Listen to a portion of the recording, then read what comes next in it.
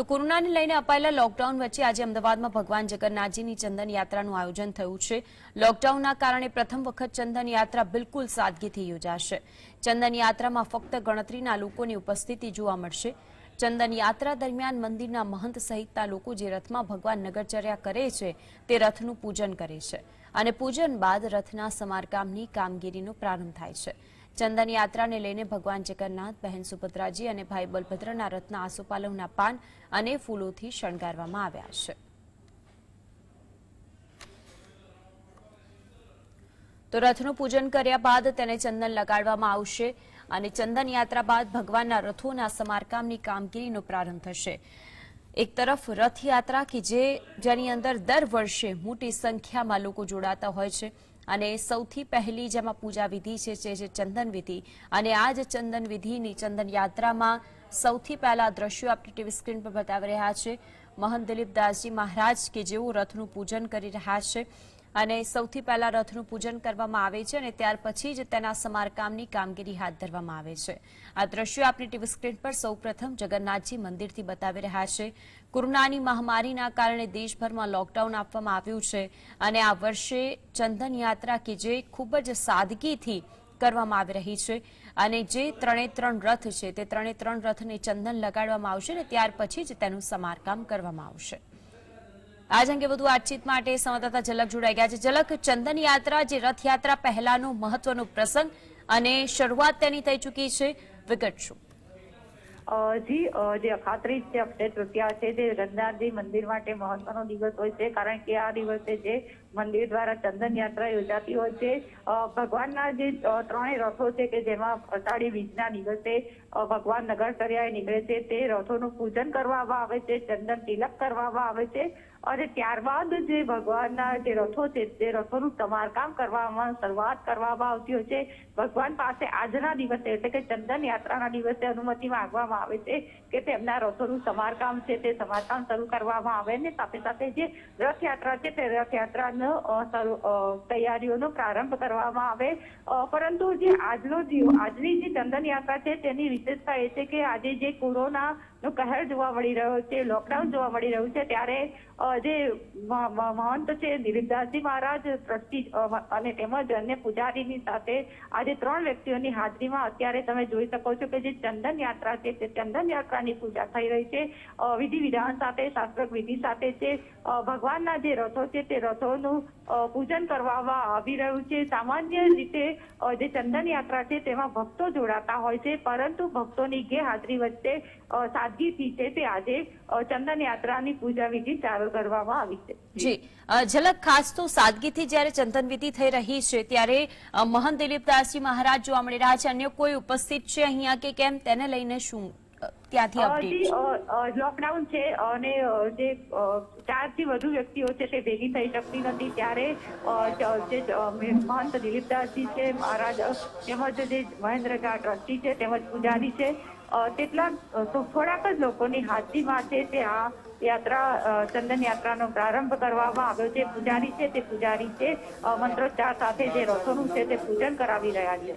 જી, સાથે સાથે ઝલક, આપે તેમની સાથે જે વાતચીત કરી હતી તેમાં તે પણ જાણવા મળ્યું કે તેઓ ખાસ કરીને માલપુવાની તૈયારી દર વર્ષે કરતા હોય છે, પરંતુ આ વખતે શાક અને રોટલી કે જે ગરીબો સુધી પહોંચે અને આ પરિસ્થિતિમાં તે લોકો સુધી ભોજન પહોંચે તેવી વ્યવસ્થા કરવામાં આવી છે। જી ચોક્કસ, જે અમદાવાદનું જે જગન્નાથ મંદિર છે તે જગન્નાથ મંદિરના જે પ્રસાદ છે, માલપુવાનો પ્રસાદ છે તે જાણીતો હોય છે, પરંતુ હાલ લોકડાઉન છે અને જે ભક્તો છે તે ભક્તો માટે દર્શન બંધ રાખવામાં આવ્યા છે, ત્યારે મંદિર તંત્ર દ્વારા જે રસોડાનો ઉપયોગ છે તે લોકસેવા માટે કરવામાં આવી રહ્યો છે। જે રસોડામાં માલપુવા બનતા હતા ત્યાં શાક અને રોટલી બનાવવામાં આવી રહી છે અને તેના જે પાર્સલ કરીને જે ગરીબ લોકો છે કે જેઓ રોજીરોટી નહીં મળવાને કારણે ખાવાનું મેળવી શકતા નથી તેઓને જે ફૂડ પેકેટ પહોંચાડવામાં આવે છે। મંદિર દ્વારા જે ફૂડ પેકેટ બનાવવામાં આવે છે અને કોર્પોરેશન દ્વારા દ્વારા આ ફૂડ પેકેટ છે તેમનું ડિસ્ટ્રીબ્યુશન કરવામાં આવે છે. જી છેલ્લા આભાર આપનો માહિતી આપવા માટે. જીએસટી પર એક્સક્લુઝિવ દ્રશ્યો આપણે બતાવી રહ્યા છે. પહેલી વખત જે ચંદન યાત્રા છે તે બિલકુલ સાદગીથી યોજાઈ રહી છે. એક તરફ અમદાવાદમાં 144ની કલમ, બીજી તરફ લોકડાઉનની સ્થિતિ, 4થી વધુ લોકો ભેગા ન થઈ શકે અને આ જ પરિસ્થિતિની અંદર અત્યારે જગન્નાથજી મંદિરની અંદર ચંદન વિધિ, જેની અંદર મહંત દિલીપદાસજી મહારાજ અને ત્યાંના ટ્રસ્ટી એટલે કે બહુ જ ઓછા લોકોની હાજરી અહીં છે અને તેમાં જ આ ચંદન વિધિ યોજાઈ રહી છે. અખાત્રીજના શુભ પાવન દિવસે ચંદન યાત્રા યોજાય છે. જે 3 રથ છે તેની ઉપર ચંદન લગાડવામાં આવે છે, તેનું શાસ્ત્રોક્ત વિધિ પ્રમાણે પૂજન કરવામાં આવે છે અને ત્યાર પછી જે ભગવાન છે તેમની સામે આજીજી કરવામાં આવે છે કે ભગવાનના 3 રથો છે તેના સમારકામ માટે તેમની જે પ્રાર્થના છે તે કરવામાં આવે છે અને ત્યાર પછી જ 3 રથોને બનાવવાની તૈયારીઓ શરૂ થઈ જાય છે. અષાઢી બીજે જ્યારે રથયાત્રાનો પાવન દિવસ હોય છે અને રથયાત્રા નગરચર્યાએ જ્યારે ભગવાન બલભદ્ર, સુભદ્રાજી અને જગન્નાથજી જ્યારે નગરચર્યાએ નીકળે છે ત્યારે તેમાંની સૌથી પહેલી વિધિ છે તે છે આ ચંદન વિધિ, ચંદન યાત્રા કે જે હાલ ખૂબ જ સાદગીથી યોજાઈ રહી છે અને ફક્ત ગણતરીના લોકો છે કે જેઓની ઉપસ્થિતિ અહીં જોવા મળી રહી છે. અને ચંદન યાત્રા દરમિયાન મંદિરના મહંત સહિતના લોકો જ રથમાં ભગવાન નગરચર્યા કરે છે તે રથનું પૂજન કરી રહ્યા છે. તેના દ્રશ્યો આપણે સ્ક્રીન પર. સમારકામની આ કામગીરીનો પ્રારંભ આજથી થશે. ચંદન યાત્રાને લઈને ભગવાન જગન્નાથ, બહેન સુભદ્રાજી અને ભાઈ બલભદ્રના રથના આસોપાલવને પાન અને ફૂલોથી શણગારવામાં આવ્યા છે.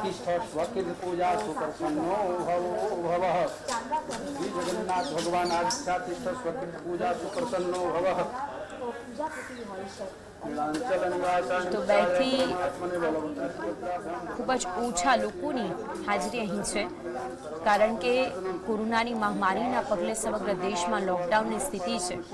પરંતુ ચંદન વિધિ અને ચંદન યાત્રા કે જેનું પણ ખૂબ જ મહત્વ રહેલું છે અને સૌથી પહેલી આ વિધિ હોય છે જે વિધિ થયા બાદ જ ભગવાનના 3 રથો કે જેનું સમારકામ કરવામાં આવે છે, રથને તૈયાર કરવામાં આવે છે, તેને શણગારવામાં આવે છે. આ બધી જ વિધિ સૌથી પહેલા રથને પાવન કરવા માટે થાય છે અને ભગવાનની આજીજી કરાય છે. ત્યારે લોકડાઉનના કારણે પ્રથમ વખત ચંદન યાત્રા બિલકુલ સાદગીથી યોજાઈ રહી છે. ફક્ત ગણતરીના લોકોની જ ઉપસ્થિતિ છે, મહંત છે અને ત્યાંના ટ્રસ્ટી છે. ત્યારે ચંદન યાત્રા દરમિયાન મંદિરના મહંત સહિતના લોકો જે રથમાં ભગવાન નગરચર્યાએ નીકળે છે તે રથનું પૂજન કરી રહ્યા છે. આ પૂજન બાદ આ તમામ રથના સમારકામની કામગીરીનો પ્રારંભ થશે. ત્યારે ભગવાન જગન્નાથ, બહેન સુભદ્રાજી અને ભાઈ બલભદ્રના રથ કે જેઓને ખૂબ સુંદર રીતે શણગારવામાં આવ્યા છે અને આસોપાલવના પાન ત્યાં અર્પણ કરાયા છે.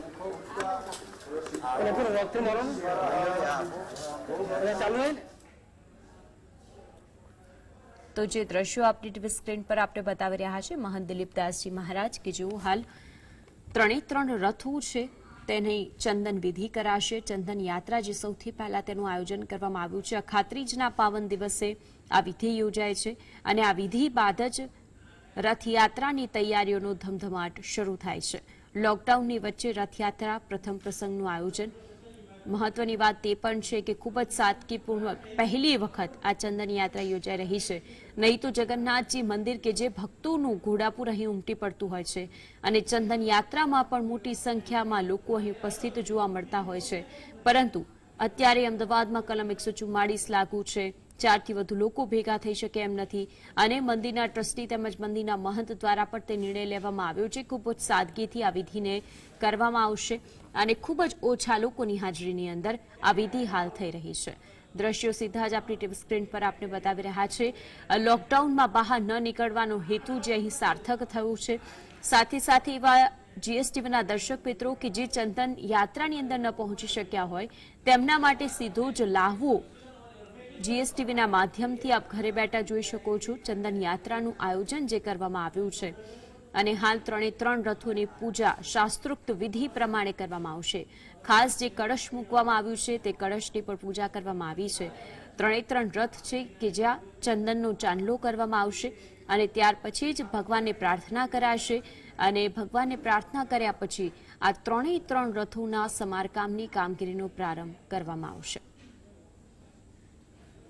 તો અમદાવાદના જગન્નાથજી મંદિરના આ દ્રશ્યો આપણી ટીવી સ્ક્રીન પર.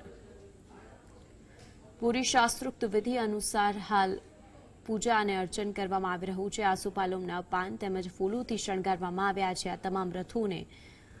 એક તરફ લોકડાઉન છે, કોરોનાની મહામારી વચ્ચે ભગવાનને તે આજીજી અને પ્રાર્થના પણ કરવામાં આવી રહી છે કે બધા જ લોકોની, પૃથ્વી પરના દરેક લોકોની રક્ષા કરવામાં આવે. અને જે રથયાત્રા અષાઢી બીજના દિવસે નીકળે છે, પરંતુ આ વખતે ચંદન યાત્રામાં જે પ્રમાણે સાદગી જોવા મળી છે તેવી જ સાદગી રથયાત્રામાં પણ જોવા મળે તો નવાય નહીં. કારણ કે સોશિયલ ડિસ્ટન્સિંગ જે કોરોનાની મહામારીમાં સૌથી મૂળભૂત અને કારગર સાબિત થઈ રહ્યું છે. લોકો વચ્ચેનું અંતર જ કોરોનાને મહાત આપવામાં સફળ સાબિત થાય છે. ત્યારે અહીં પણ સોશિયલ ડિસ્ટન્સિંગ જળવાઈ રહે તેનું પણ ધ્યાન રાખવામાં આવી રહ્યું છે. ચંદન યાત્રા પહેલા જે ભગવાનના રથોની પૂજા કરવામાં આવે છે તે રથોના પૂજનના દ્રશ્યો આપણી ટીવી સ્ક્રીન પર એક્સક્લુઝિવ બતાવી રહ્યા છે.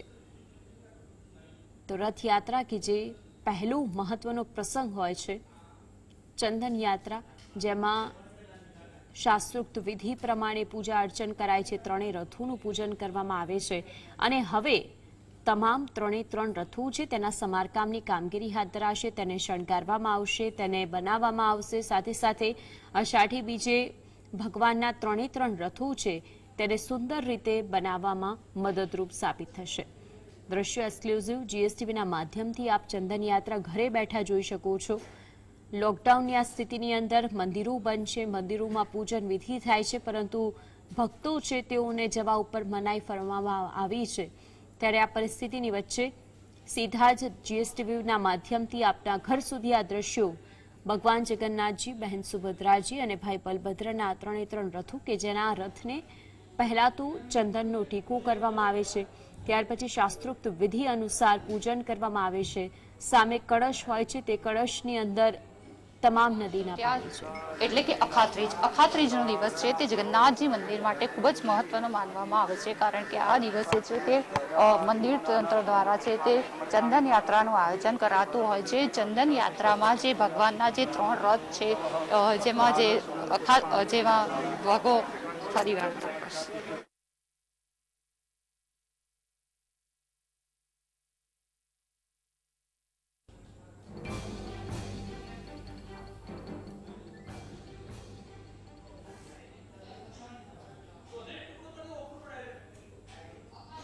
કે અક્ષય તૃતીયાનો જે દિવસ છે તે જગન્નાથજી મંદિર માટે મહત્વનો હોય છે. કારણ કે આજના દિવસે છે તે ચંદન યાત્રાનું આયોજન કરવામાં આવતું હોય છે. ભગવાન જગન્નાથ, ભાઈ બલરામ અને બહેન સુભદ્રા રથયાત્રાના દિવસે જે રથોમાં નગરચર્યાએ નીકળે છે તે રથોનું આજે પૂજન કરવામાં આવે છે. શાસ્ત્રોક્ત વિધિ પ્રમાણે પૂજન કરવામાં આવે છે. ત્યારે આજે જે ભગવાનના જે રથોનું છે તે પૂજન કરવામાં આવી રહ્યું છે. જે ત્રણ લોકો છે, મંદિરના ટ્રસ્ટી મહંત દિલીપદાસજી મહારાજ અને પૂજારી, એમ ત્રણ વ્યક્તિઓ દ્વારા જે આજે પૂજન કરવામાં આવ્યું છે. કારણ કે જે કોરોનાનો કહેર છે તે કોરોનાના કહેરને જોતા સાદગાઈથી જ જે રથોનું છે પૂજન કરવામાં આવ્યું છે. ચંદન છે તે ચંદનનો છંટકાવ કરવામાં આવી રહ્યો છે. ચંદન યાત્રાનું મહત્વ એ છે કે જે ચંદન યાત્રા યોજાયા બાદ જ જે ભગવાનના જે રથોનું છે તે સમારકામ શરૂ કરવામાં આવતું હોય છે. સમારકામ કરીને તેને રંગરોગન કરવામાં આવે છે અને ત્યારબાદ જે અષાઢી બીજના દિવસે ભગવાન વાજતે ગાતે છે તે નગરચર્યાએ નીકળે છે. ત્યારે આજે અખાત્રીજના દિવસે જે શાસ્ત્ર વિધિ પ્રમાણે જે ચંદન યાત્રાનું આયોજન કરવામાં આવ્યું છે અને જે કોરોનાના કહેર વચ્ચે માસ્ક ધારણ કરીને, કાયદાનું પાલન કરીને મંદિર તંત્ર દ્વારા છે તે ચંદન યાત્રા યોજવામાં આવી છે. સૌથી મહત્વની વાત એ છે કે જે ભક્તો ચંદન યાત્રામાં યોજાવા આતુર હોય છે, પરંતુ ભક્તોની ગેરહાજરી વચ્ચે આજે પ્રથમ વખત છે તે ચંદન યાત્રાનું આયોજન કરવામાં આવ્યું છે. કેમેરામેન શૈલેષ ચાવડા સાથે ઝલક અધ્યારો, જીએસટીવી, અમદાવાદ.